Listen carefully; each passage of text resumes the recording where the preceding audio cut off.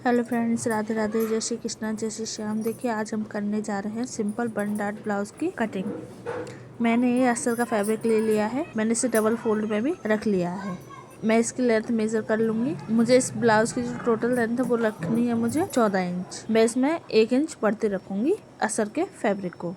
मैं इसकी total length रखूंगी 15 इंच रख लूंगी। मैंने इस फैब्रिक को 4 फोल्ड में रख लिया है। मैं इसकी चौड़ाई नाप लूंगी अपनी चेस्ट के मेजरमेंट के अकॉर्डिंग। देखिए हमारी चेस्ट के मेजरमेंट के अकॉर्डिंग हमारी चौड़ाई सही आ रही है। मैं इस फ्रंट पार्ट की लेंथ का भी निशान लगाऊंगी। जैसे हमने बैक पार्ट में हमने 1 इंच में बढ़ती रखा था और फ्रंट पार्ट के लिए हम 2 इंच बढ़ती रखेंगे। यानी कि जो मैंने निशान लगाया वो लगाया मैंने 16 इंच पर। मैं इस लाइन को सीधा कर लूंगी। अब मैं चेस्ट के मेजरमेंट का निशान लगाऊंगी। तो हमारा इस ब्लाउज का जो चेस्ट साइज है वो दे रखा है हमारा 36 इंच। तो 36 इंच में हम 4 का डिवाइड करेंगे तो आएगा हमारा 9 इंच। तो मैं जो फिटिंग का जो निशान लगाऊंगी वो लगाऊंगी मैं 9 इंच पर, लेकिन उसमें हम आधा इंच भी प्लस करेंगे। किस लिए? हुक पट्टी के हम जो हुक लगाएंगे उसके लिए हम उसमें आधा इंच प्लस करेंगे। हमारा हो जाएगा 9.5 इंच। तो मैं 9.5 इंच पर निशान लगा दूँ। अब हम वेस्ट का निशान लगाएंगे। इसका जो वेस्ट साइज है वो हमारा दे रखा है 32 इंच।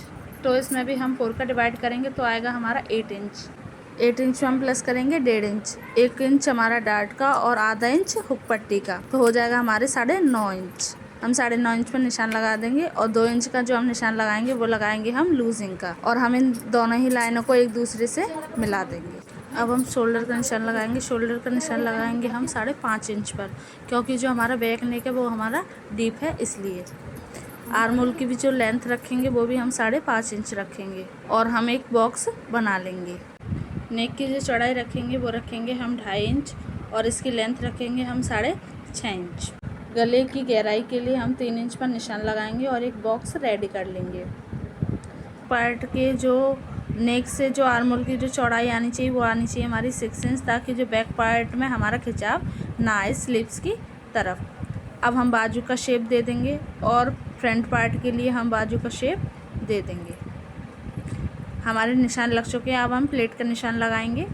जो प्लेट का निशान लगाएंगे वो लगाएंगे हम 10.5 इंच पर, और इसकी जो चौड़ाई रखेंगे वो रखेंगे हम 4 इंच पर, और इस लाइन को सीधा कर लेंगे। आधा इंच हम दोनों तरफ से निशान लगा देंगे जितना भी हम प्लेट को दबाएंगे। हमारे सभी निशानों की मार्किंग हो चुकी है। अब हम इसे कटिंग भी कर लेंगे।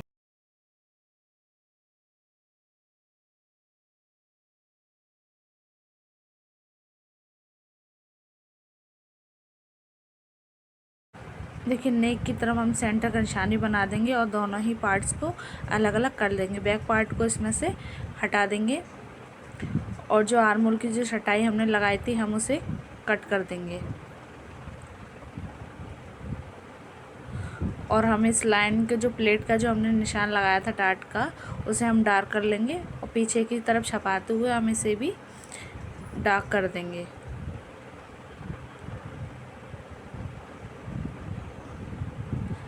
अब हम बैक पार्ट में भी प्लेट का निशान लगा लेंगे, उसी तरीके से लगाएंगे जिसमें हमने फ्रंट पार्ट पे लगाया था। दोनों ही साइड छपाते हुए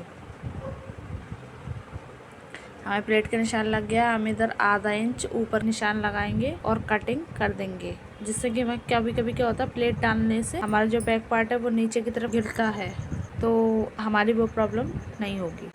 बचे हुए फैब्रिक में से हम स्लीव्स की कटिंग कर लेंगे। देखिए हमें स्लीव्स की जो लेंथ है वो हमें 3.5 इंच ही रखनी है, इसीलिए जो एक्स्ट्रा जो फैब्रिक है आर्म होल का हम इसे कट कर देंगे। देखिए इसकी जो लंबाई है वो लेंगे हम 4.5 इंच, क्योंकि टोटल लेंथ रखनी है हमें इसकी 3.5 इंच। 1 इंच हमने इसमें एक्स्ट्रा लिया है फोल्डिंग के लिए, आधा इंच ऊपर आधा इंच नीचे के लिए। इसकी जो चौड़ाई रखेंगे वो हम 9.5 इंच पर रखेंगे। क्यों? क्योंकि हमने इसमें 2 इंच का मार्जिन लिया था, इसीलिए हम इसमें आधा इंच प्लस करेंगे। स्लीव्स की कटिंग के लिए हम फिटिंग का ही नाप लेते हैं। जैसे हमारी जो फिटिंग थी वो हमारी आई थी 9 इंच पर, तो हम आधा इंच हमने इसमें प्लस किया है मार्जिन का, और हम ऊपर से नीचे की तरफ 3 इंच पर डाउन करेंगे और अंदर की तरफ 2.5 इंच पर निशान लगाएंगे और कर्व स्केल की सहायता से बाजू का शेप दे देंगे। और फ्रंट पार्ट का निशान लगाने के लिए हम 1 इंच पर निशान लगाएंगे पहले, और फिर आर्म होल स्केल से यानी कर्व स्केल की सहायता से छटाई का निशान भी लगा। और हमारी इसकी जो टोटल फिटिंग है वो रखी हमारी 6 इंच। 2 इंच हम इसमें मार्जिन ऐड करेंगे और इस लाइन को सीधा कर लेंगे और कटिंग कर लेंगे।